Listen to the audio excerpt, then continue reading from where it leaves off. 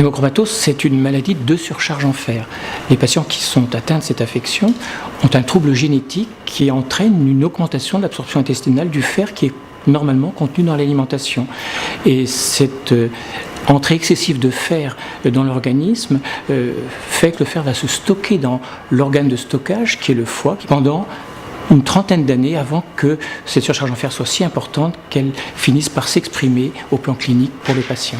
La fatigue, mais je ne dirais même pas de la fatigue, d'épuisement, puisque la fatigue, il suffit de se reposer pour aller mieux. Ces douleurs articulaires, bien évidemment, venaient et ça durait un certain temps, des semaines, et puis ça repartait comme c'était venu. Très difficile d'expliquer à un médecin, si on emploie le mot fatigue, on ne nous écoute pas, si on emploie le mot épuisement, on ne nous écoute pas non plus.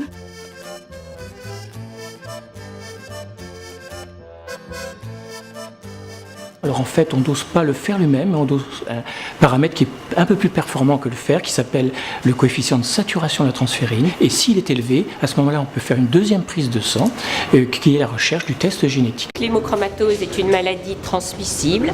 Il est donc nécessaire de procéder à un dépistage familial dès qu'un membre de la famille a été diagnostiqué. L'hémochromatose est une des rares maladies génétiques que l'on peut traiter.